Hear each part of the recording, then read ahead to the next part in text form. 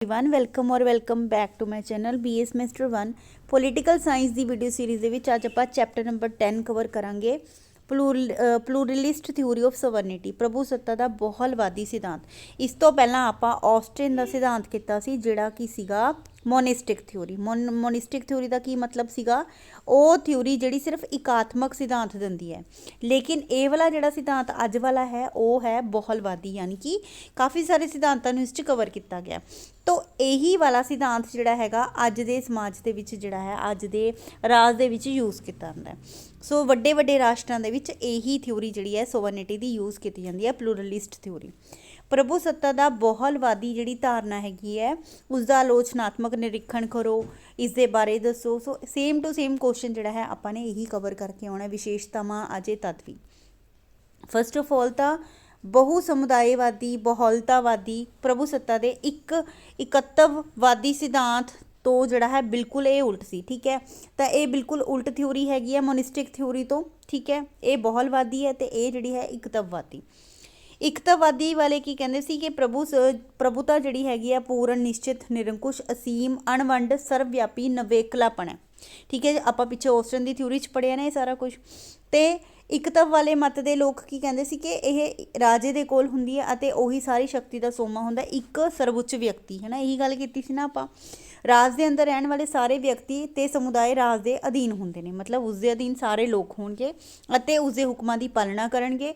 ਰਾਜ ਹੀ ਜਿਹੜਾ ਹੈ ਕਾਨੂੰਨ ਦਾ ਸਰੋਤ ਹੁੰਦਾ ਅਤੇ ਸਾਰੇ ਕਾਨੂੰਨ ਉਸ ਦੇ ਦੁਆਰਾ ਬਣਾਏ ਜਾਂਦੇ ਨੇ। ਜਨਤਾ ਨੂੰ ਰਾਜ ਦੇ ਵਿਰੁੱਧ ਕੋਈ ਅਧਿਕਾਰ ਨਹੀਂ ਹੁੰਦਾ, ਉਹ ਉਹਨਾਂ ਹੀ ਅਧਿਕਾਰਾਂ ਦੀ ਵਰਤੋਂ ਕਰਦੇ ਨੇ ਜਿਹੜਾ ਸਰਵਉੱਚ ਵਿਅਕਤੀ ਯਾਨੀ ਕਿ ਕੋਈ ਵੀ ਰਾਜ ਦਾ ਜਿਹੜਾ ਮੁਖੀ ਹੈਗਾ ਉਹਨਾਂ ਨੂੰ ਮਨਜ਼ੂਰੀ ਦਿੰਦਾ ਹੈ। ਤਾਂ ਆਪਾਂ ਨੇ ਜਿਹੜੀ ਮੋਨਿਸਟਿਕ ਥਿਊਰੀ ਸੀ ਔਸਟਨ ਵਾਲੀ ਉਸ ਦੇ ਵਿੱਚ ਆਪਾਂ ਨੇ ਇਹ ਸਾਰਾ ਕੁਝ ਜਿਹੜਾ ਸੀਗਾ ਇਹ ਪੜ੍ਹਿਆ ਸੀਗਾ। ਠੀਕ ਹੈ, ਤਾਂ ਇਸ ਨੂੰ ਜਿਹੜਾ ਸੀਗਾ ਮੋਨਿਸਟਿਕ ਥਿਊਰੀ ਕਿਹਾ ਜਾਂਦਾ ਸੀ। ਹੁਣ ਜਿਹੜਾ ਹੈ ਬਹੁ ਸਮੁਦਾਇਵਾਦ ਬਹੁਲਵਾਦ, ਇਹ ਤਾਂ ਸਿਧਾਂਤ ਕੀ ਕਹਿ ਰਿਹਾ, ਕਹਿੰਦੇ ਪ੍ਰਭੂਤਾ ਜਿਹੜੀ ਹੈ ਰਾਜ ਦੇ ਕੋਲ ਨਾ ਹੋ ਕੇ, ਇਹ ਰਾਜ 'ਚ ਨਹੀਂ ਬਹੁਤ ਸਾਰੇ ਸਮੁਦਾਇ 'ਚ ਵੰਡੀ ਹੋਈ ਹੈ। ਠੀਕ ਹੈ, ਬਹੁ ਸਮੁਦਾਇ ਦੇ ਵਿੱਚ ਵੰਡੀ ਹੋਈ ਹੈ, ਇਹ ਕੇਵਲ ਰਾਜ ਦੀ ਸੰਪਤੀ ਨਹੀਂ ਹੈ। ਲੇਕਿਨ ਪਿੱਛੇ ਆਪਾਂ ਕੀ ਪੜ੍ਹਿਆ ਸੀ ਔਸਟਨ ਦੀ ਥਿਊਰੀ 'ਚ ਵੀ ਰਾਜ ਦੀ ਸੰਪਤੀ ਹੈ, ਲੇਕਿਨ ਇੱਥੇ ਪਲੂਰਲਿਜ਼ਮ ਵਾਲੇ ਕੀ ਕਹਿ ਰਹੇ ਨੇ ਇਹ ਰਾਜ ਦੀ ਸੰਪਤੀ ਨਹੀਂ ਹੈ ਜਿਹੜੀ ਪ੍ਰਭੂਤਾ ਹੈਗੀ ਹੈ। ਉਹਨਾਂ ਅਨੁਸਾਰ ਰਾਜ ਸਰਵਉੱਚ ਸੰਸਥਾ ਨਾ ਹੋ ਕੇ ਹੋਰ ਸਮੁਦਾਇਆਂ ਦੇ ਵਾਂਗੂ ਹੈ ਅਤੇ ਆਪਣੀਆਂ ਲੋੜਾਂ ਦੀ ਪੂਰਤੀ ਲਈ ਜਿਹੜੇ ਇਨਸਾਨ ਨੇ ਆਦਮੀ ਨੇ ਕਈ ਕਿਸਮ ਦੇ ਸਮਾਜਿਕ ਰਾਜਸੀ ਧਾਰਮਿਕ ਸੱਭਿਆਚਾਰਕ ਆਰਥਿਕ ਸਮੁਦਾਇ ਬਣਾਉਂਦੇ ਨੇ ਅਤੇ ਮਤਲਬ ਇਹ ਪ੍ਰਭੂਤਾ ਰਾਜ ਕੋਲ ਨਾ ਹੋ ਕੇ ਸਮੁਦਾਇ 'ਚ ਵੰਡੀ ਹੋਈ ਹੈ। ਸਮੁਦਾਇਆਂ ਰਾਜ ਨੇ ਨਾ ਹੀ ਇਹਨਾਂ ਸਮੁਦਾਇਆਂ ਨੂੰ ਕਮਿਊਨਿਟੀਜ਼ ਨੂੰ ਬਣਾਇਆ ਹੈ ਅਤੇ ਨਾ ਹੀ ਇਹਨਾਂ ਸਮੁਦਾਇਆਂ ਨੂੰ ਖਤਮ ਕਰਨ ਦਾ ਜਿਹੜਾ ਹੈ ਉਸ ਨੂੰ ਹੁਕਮ ਹੈ ਜਾਂ ਅਧਿਕਾਰ ਹੈ। ਬਹੁਤ ਸਮੁਦਾਇਵਾਦ ਵਾਲੇ ਪਲੂਰਲਿਜ਼ਮ ਵਾਲੇ ਕਹਿ ਰਹੇ ਨੇ ਕਿ ਰਾਜ ਨੂੰ ਅਸੀਂ ਖਤਮ ਨਹੀਂ ਕਰਨਾ ਚਾਹੁੰਦੇ, ਕੇਵਲ ਪ੍ਰਭੂਤਾਹੀਣ ਬਣਾ ਦੇਣਾ ਚਾਹੁੰਦੇ ਹਾਂ। ਤਾਂ ਲਾਸਕੀ ਦੇ ਮਤ ਅਨੁਸਾਰ ਜੇ ਪ੍ਰਭੂਤਾ ਦੀ ਕਲਪਨਾ ਨੂੰ ਤਿਆਗ ਦਿੱਤਾ ਜਾਵੇ ਤਾਂ ਉਹ ਰਾਜ ਵਿਗਿਆਨ ਲਈ ਸਥਾਈ ਰੂਪ ਦੇ ਨਾਲ ਲਾਭਦਾਇਕ ਜਿਹੜੀ ਹੈ ਸਿੱਧ ਹੋ ਜਾਂਦੀ ਹੈ। ਵੀ ਪ੍ਰਭੂਤਾ ਦੀ ਕਲਪਨਾ ਨੂੰ ਤਿਆਗ ਦਿਓ। ਠੀਕ ਹੈ, ਤੇ ਗੈਟਲ ਕਹਿ ਰਹੇ ਨੇ ਕਿ ਪਲੂਰਲਿਜ਼ਮ ਰਾਜ ਜਿਹੜਾ ਹੈ ਉਸ ਨੂੰ ਮਹੱਤਤਾ ਇਹ ਨਹੀਂ ਦਿੰਦੇ, ਪ੍ਰਭੂ ਸੱਤਾ ਦੀ ਏਕਤਾ ਦੇ ਸਿਧਾਂਤ ਦਾ ਇਹ ਵਿਰੋਧ ਕਰਦੇ ਨੇ, ਸਮਾਜਿਕ ਨਿਯੰਤਰਣ ਦੀਆਂ ਦੂਜੀਆਂ ਸੰਸਥਾਵਾਂ ਲਈ ਇੱਕ ਵੱਡੇ ਹਿੱਸੇ ਦੀ ਮੰਗ ਕਰਦੇ ਹਾਂ। ਤਾਂ ਆਪਾਂ ਨੇ ਕੋਈ ਵੀ ਦੋ ਡੈਫੀਨੇਸ਼ਨਸ ਲਿਖਣੇ ਤਾਂ ਆਪਾਂ ਈਜ਼ੀ ਕਰਾਂਗੇ। ਡਿਵੈਲਪਮੈਂਟ ਆਫ ਦਾ ਥਿਊਰੀ, ਹੁਣ ਇਹ ਥਿਊਰੀ ਜਿਹੜੀ ਹੈ ਕਿੱਦਾਂ ਡਿਵੈਲਪ ਹੋਈ। ਪਲੂਰਲਿਜ਼ਮ ਦੀ ਜਿਹੜੀ ਥਿਊਰੀ ਹੈਗੀ ਹੈ ਉਸ ਦਾ ਵਿਕਾਸ ਭਾਵੇਂ 19ਵੀਂ ਸਦੀ ਦੇ ਅੰਤ ਦੇ ਵਿੱਚ ਹੋਇਆ ਤੇ ਠੀਕ ਹੈ 19ਵੀਂ ਸਦੀ ਦੇ ਅੰਤ ਵਿੱਚ ਹੋਇਆ ਤੇ 20ਵੀਂ ਸਦੀ ਦੇ ਸ਼ੁਰੂ ਦੇ ਵਿੱਚ ਹੋਇਆ। ਠੀਕ ਹੈ, ਪਰ ਫਿਰ ਵੀ ਜਿਹੜਾ ਹੈ ਅਸੀਂ ਇਹਨੂੰ ਮੱਧਕਾਲ ਦੇ ਵਿੱਚ ਜਿਹੜਾ ਹੈ ਕਰਦੇ ਹਾਂ। ਮੱਧ ਯੁੱਗ ਦੇ ਵਿੱਚ ਯੂਰਪ ਦੇ ਵਿੱਚ ਬਹੁਤ ਹੀ ਜ਼ਿਆਦਾ ਰਾਜ ਜਿਹੜਾ ਸੀ ਨਿਰਬਲ ਸੀਗਾ, ਸਮਾਜ ਵਿੱਚ ਚਰਚ ਸੀ, ਕਿੱਤਾ ਸੰਘ ਬਣੇ ਹੋਏ ਸੀ, ਗਿਲਡ ਸੀਗੇ, ਤਾਂ ਲੋਕਾਂ ਦੀ ਜਗ੍ਹਾ 'ਤੇ ਭਿੰਨ ਸਮੁਦਾਇਆਂ ਨੂੰ ਬਹੁਤ ਜ਼ਿਆਦਾ ਸੁਤੰਤਰਤਾ ਸੀ। ਪਰ 16ਵੀਂ 17ਵੀਂ ਸਦੀ ਦੇ ਵਿੱਚ ਕੀ ਹੋਇਆ, ਵੱਡੇ ਵੱਡੇ ਰਾਸ਼ਟਰੀ ਰਾਜਾਂ ਦਾ ਜਨਮ ਹੋਇਆ। ਇਸ ਕਰਕੇ ਜਿਹੜੇ ਸੀਗੇ ਰਾਜਾਂ ਦੇ ਜਨਮ ਦੇ ਕਰਕੇ ਜਿਹੜੇ ਸੀ ਬਹੁਤ ਰਾਜ ਸ਼ਕਤੀਸ਼ਾਲੀ ਬਣ ਗਏ ਅਤੇ ਵੱਖ-ਵੱਖ ਸਮੁਦਾਇ ਨੂੰ ਯਾਨੀ ਕਿ ਚਰਚ ਨੂੰ, ਗਿਲਡ ਸਿਸਟਮ ਨੂੰ, ਸਾਮੰਤਵਾਦ ਨੂੰ ਇਹਨਾਂ ਨੇ ਖਤਮ ਕਰਤਾ। ਨਿਰੰਕੁਸ਼ ਰਾਜਿਆਂ ਦੇ ਵਿਰੁੱਧ ਜਨਤਾ ਨੇ ਬਹੁਤ ਅੰਦੋਲਨ ਕੀਤੇ, ਤਾਂ ਹੀ ਤਾਂ ਫ੍ਰੈਂਚ ਰੈਵੋਲਿਊਸ਼ਨ ਆਈ ਸੀ ਨਾ। ਤਾਂ ਇਸ ਕਰਕੇ ਲੋਕ ਰਾਜ ਦਾ ਜਨਮ ਹੋਇਆ ਅਤੇ ਲੋਕ ਰਾਜ ਕਰਕੇ ਰਾਜਿਆਂ ਦੀ ਸ਼ਕਤੀਆਂ ਘਟ ਗਈਆਂ, ਪਰ ਇਹ ਸ਼ਕਤੀਆਂ ਕਿਹਦੇ ਕੋਲ ਚਲੀਆਂ ਗਈਆਂ, ਮੰਤਰੀਆਂ ਕੋਲੇ। ਤਾਂ ਰਾਜ ਜਿਹੜਾ ਸੀਗਾ ਸਰਵ ਸ਼ਕਤੀਸ਼ਾਲੀ ਰਿਹਾ ਅਤੇ ਕਲਿਆਣਕਾਰੀ ਰਾਜ ਦੇ ਜਨਮ ਹੋਣ ਦੇ ਕਰਕੇ ਰਾਜ ਦੇ ਕਾਫੀ ਸਾਰੇ ਕੰਮ ਵਧ ਗਏ, ਕਿਉਂਕਿ ਉਹਨਾਂ ਨੇ ਵੈਲਫੇਅਰ ਕਰਨੀ ਸੀ ਸਟੇਟ ਦੀ ਆਪਣੇ ਦੀ। ਸੋ ਇਸ ਕਰਕੇ ਜਿਹੜੀ ਸੀ ਸਮੁਦਾਇ ਕਿਹੜੇ ਸੀਗੇ, ਚਰਚ ਹੋ ਗਏ ਹੈ ਨਾ, ਇੱਥੋਂ ਦੇ ਪਾਦਰੀ ਲੋਕ ਹੋ ਗਏ, ਗਿਲਡ ਸਿਸਟਮ ਹੋ ਗਿਆ, ਰਾਜੇ ਹੋ ਗਏ, ਜਗੀਰਦਾਰ ਹੋ ਗਏ, ਤਾਂ ਇਹਨਾਂ ਦੀਆਂ ਮਹਾਨਤਾਵਾਂ ਜਿਹੜੀਆਂ ਸੀ ਖਤਮ ਹੋ ਗਈਆਂ।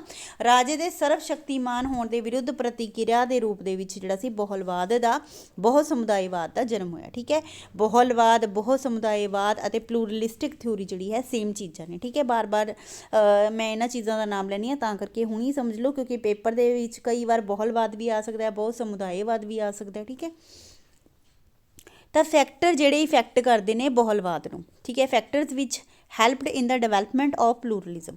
ਫਸਟ ਆਫ ਆਲ ਤਾਂ ਵਿਅਕਤੀਵਾਦੀਆਂ ਦਾ ਯੋਗਦਾਨ। ਵਿਅਕਤੀਵਾਦੀਆਂ ਨੇ ਰਾਜ ਦੀਆਂ ਸ਼ਕਤੀਆਂ ਘੱਟ ਕਰਨ ਤੇ ਉੱਤੇ ਜ਼ੋਰ ਦਿੱਤਾ।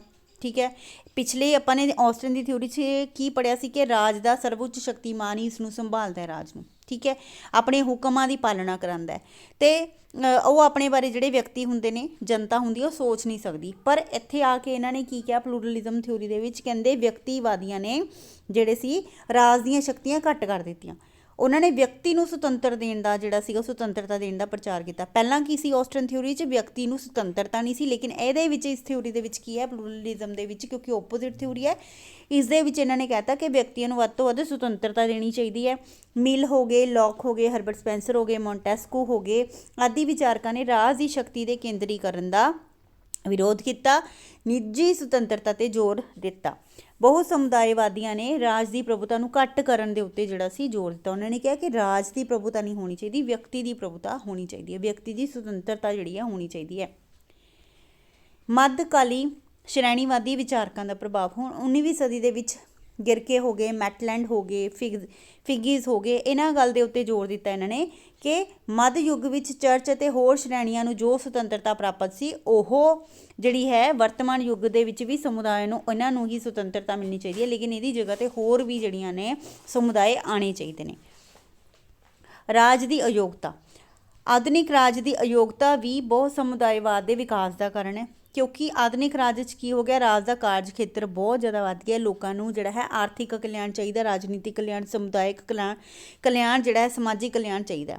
ਇਹ ਵੱਧਦਾ ਹੀ ਜਾ ਰਿਹਾ ਇਹ ਚੀਜ਼ਾਂ, ਪਰ ਕਿਉਂਕਿ ਰਾਜ ਐਵੇਂ ਦਾ ਕੰਮ ਜਿਹੜਾ ਹੈ ਅਯੋਗਤਾ ਦੇ ਨਾਲ ਕਰ ਰਿਹਾ, ਇਸ ਕਰਕੇ ਜਿਹੜਾ ਹੈ ਰਾਜ ਅਯੋਗ ਹੋ ਰਿਹਾ। ਇਸ ਕਰਕੇ ਜਿਹੜਾ ਹੈ ਹੋਰ ਸਮੁਦਾਇ ਜਿਹੜੇ ਨੇ ਆਉਣੇ ਚਾਹੀਦੇ ਨੇ ਇਹਦੇ ਵਿੱਚ, ਅਤੇ ਜਿਹੜੇ ਹੈਗੇ ਨੇ ਵਿਕੇਂਦਰੀਕ੍ਰਿਤ ਰਾਜ ਦੇ ਨਾਲ ਆਧੁਨਿਕ ਰਾਜ ਦੇ ਦੋਸ਼ ਨੂੰ ਦੂਰ ਕਰਨਾ ਚਾਹੁੰਦੇ ਆ। ਤਾਂ ਮਤਲਬ ਇਸ ਚੀਜ਼ ਨੂੰ ਲੈ ਕੇ ਆਉਣਾ ਚਾਹੀਦਾ ਤਾਂ ਕਿ ਜਿਹੜਾ ਹੈ ਰਾਜ ਦੀ ਅਯੋਗਤਾ ਨੂੰ ਖਤਮ ਕੀਤਾ ਜਾ ਸਕੇ, ਕਿਉਂਕਿ ਇਹ ਆਪਣਾ ਕੰਮ ਕੱਲਾ ਕੰਪਲੀਟ ਨਹੀਂ ਨਾ ਕਰ ਪਾ ਰਿਹਾ, ਇਸ ਕਰਕੇ ਜਿਹੜਾ ਹੈ ਹੋਰ ਸਮੁਦਾਇ ਵੀ ਆਉਣੇ ਚਾਹੀਦੇ ਨੇ। ਲੋਕਤੰਤਰ ਵਿੱਚ ਪ੍ਰਦੇਸ਼ਿਕ ਪ੍ਰਤੀਨਿਧਤਾ ਦੀ ਵਿਵਸਥਾ ਨਾਲ ਅਸੰਤੋਸ਼। 19ਵੀਂ ਸਦੀ ਦੇ ਅੰਤ ਵਿੱਚ 20ਵੀਂ ਸਦੀ ਦੇ ਸਟਾਰਟਿੰਗ ਵਿੱਚ ਲੋਕਤੰਤਰੀ ਰਾਜਾਂ ਦੇ ਵਿੱਚ ਪ੍ਰਦੇਸ਼ਕ ਪ੍ਰਤੀਨਿਧਤਾ ਦੀ ਜਿਹੜੀ ਪ੍ਰਣਾਲੀ ਸੀ ਉਸ ਨੂੰ ਅਪਣਾਇਆ ਗਿਆ ਸੀ, ਪਰ ਛੇਤੀ ਹੀ ਅਸੰਤੋਸ਼ ਹੋ ਗਿਆ। ਸ਼੍ਰੇਣੀ ਸਮਾਜਵਾਦੀ ਅਤੇ ਸੰਘਵਾਦੀ ਵਿਚਾਰਕਾਂ ਦੇ ਦੁਆਰਾ ਇਸ ਦੇ ਸਥਾਨ 'ਤੇ ਪੇਸ਼ੇਵਰ ਕਾਰਜਾਤਮਕ ਪ੍ਰਤੀਨਿਧਤਾ ਜਿਹੜੀ ਸੀ ਦੇਣੀ ਚਾਹੀਦੀ। ਪਹਿਲਾਂ ਕੀ ਸੀਗੇ, ਹੋਰ ਜਿਹੜੇ ਰਾਜ ਦੇ ਪ੍ਰਦੇਸ਼ਕ ਰਿਪਰੈਜ਼ੈਂਟੇਟਿਵ ਚੁਣੇ ਜਾਂਦੇ ਸੀ, ਪਰ ਇਹਦੇ ਨਾਲ ਕੰਮ ਵਧੀਆ ਨਹੀਂ ਸੀ ਹੋ ਰਿਹਾ। ਤਾਂ ਇਹਨਾਂ ਨੇ ਜਿਹੜਾ ਹੈਗਾ ਸਮਾਜਵਾਦੀ ਸੰਘਵਾਦੀ ਵਿਚਾਰਕਾਂ ਨੂੰ ਜਿਹੜਾ ਸੀਗਾ ਇਸ ਸਥਾਨ ਦੇ ਉੱਤੇ ਪੇਸ਼ਾਵਰ ਅਤੇ ਕਾਰਜਾਤਮਕ ਪ੍ਰਤੀਨਿਧਤਾ ਦੇ ਜਿਹੜੇ ਸੀਗੇ ਲੋਕ ਲਗਾਏ ਗਏ। ਇਸ ਨਾਲ ਛੇਤੀ ਹੀ ਵਧੀਆ ਕੰਮ ਹੋਣ ਲੱਗ ਗਿਆ। ਅਰਾਜਕਤਾਵਾਦ, ਸਿੰਡੀਕਲਿਜ਼ਮ ਅਤੇ ਸ਼੍ਰੇਣੀ ਸਮਾਜਵਾਦ, ਗਿਲਡ ਸੋਸ਼ਲਿਜ਼ਮ ਨੇ ਰਾਜ ਦੀ ਸ਼ਕਤੀ ਨੂੰ ਘੱਟ ਕਰਨ ਦਾ ਜਿਹੜਾ ਸੀਗਾ ਪ੍ਰਚਾਰ ਕੀਤਾ। ਅਤੇ ਇਹ ਜਿਹੜੇ ਅਰਾਜਕਤਾਵਾਦ ਹੋ ਗਿਆ, ਸਿੰਡੀਕਲਿਜ਼ਮ ਹੋ ਗਿਆ, ਗਿਲਡ ਸੋਸ਼ਲਿਜ਼ਮ ਹੋ ਗਿਆ, ਤਾਂ ਇਹਨਾਂ ਨੇ ਕਿਹਾ ਕਿ ਰਾਜ ਨੂੰ ਜਿਹੜਾ ਹੈ ਸ਼ਕਤੀ ਘੱਟ ਦੇਣੀ ਚਾਹੀਦੀ ਹੈ। ਇਸ ਕਰਕੇ ਵੀ ਬਹੁਤ ਸਮੁਦਾਇਵਾਦ ਨੂੰ ਮਦਦ ਮਿਲੀ। ਕਈ ਵਿਦਵਾਨ ਜਿਵੇਂ ਡਿਊਗੀ ਹੋ ਗਿਆ, ਕਰੇਬ ਹੋ ਗਿਆ, ਇਹਨਾਂ ਨੇ ਇਹ ਗੱਲ ਦਾ ਪ੍ਰਚਾਰ ਕੀਤਾ ਕਿ ਕਾਨੂੰਨ ਰਾਜ ਦਾ ਹੁਕਮ ਨਹੀਂ ਹੈਗਾ, ਕਾਨੂੰਨ ਰਾਜ ਤੋਂ ਉੱਪਰ ਸ਼੍ਰੇਸ਼ਟ ਹੈ। ਮਤਲਬ ਕਾਨੂੰਨ ਜਿਹੜਾ ਹੈਗਾ ਐਦਾਂ ਨਹੀਂ ਹੈ ਕਿ ਰਾਜਾ ਕਾਨੂੰਨ ਬਣਾਏਗਾ, ਨਹੀਂ, ਕਾਨੂੰਨ ਸਭ ਤੋਂ ਉੱਤੇ ਹੋਣਾ ਚਾਹੀਦਾ। ਤਾਂ ਇਹਨਾਂ ਨੇ ਜਿਹੜਾ ਸੀਗਾ ਬਹੁਲਵਾਦ ਦਾ ਜਿਹੜਾ ਸੀਗਾ ਉਹਨਾਂ ਨੂੰ ਬਲ ਦਿੱਤਾ।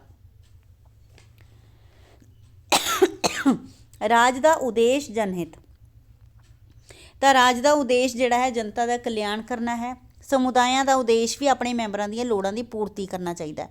ਤੇ ਇਹ ਜਿਹੜੀ ਸੀਗੀ ਆਸਟਿਨ ਦੀ ਥਿਊਰੀ 'ਚ ਐਸਾ ਕੁਝ ਵੀ ਨਹੀਂ ਸੀਗਾ, ਹੈ ਨਾ। ਤਾਂ ਇਹਨਾਂ ਨੇ ਸਾਫ਼ ਕਿਹਾ ਕਿ ਜਿਹੜਾ ਹੈ ਬਹੁਲਵਾਦ ਦੇ ਵਿੱਚ ਰਾਜ ਦਾ ਉਦੇਸ਼ ਜਨਹਿਤ ਜਨ ਕਲਿਆਣ ਹੋਣਾ ਚਾਹੀਦਾ ਹੈ।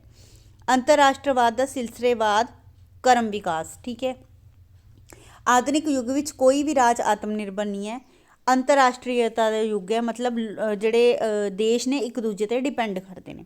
ਅੰਤਰਰਾਸ਼ਟਰੀयता ਦੇ ਇਸ ਯੁੱਗ ਵਿੱਚ ਰਾਜਾਂ ਦਾ ਪ੍ਰਭੂਤਾ ਨੂੰ ਸੀਮਤ ਕਰਨਾ ਜ਼ਰੂਰੀ ਹੈ। ਤਾਂ ਹਰੇਕ ਰਾਜ ਦੇ ਵਿੱਚ ਜਿਹੜਾ ਹੈਗਾ ਪ੍ਰਭੂਤਾ ਸੀਮਤ ਹੋਣੀ ਚਾਹੀਦੀ ਹੈ, ਅੰਤਰਰਾਸ਼ਟਰੀ ਕਾਨੂੰਨ ਬਣਨੇ ਚਾਹੀਦੇ ਨੇ। ਇਸ ਕਰਕੇ ਵੀ ਬਹੁ ਸਮੁਦਾਇਵਾਦ ਨੂੰ ਬਲ ਮਿਲਿਆ।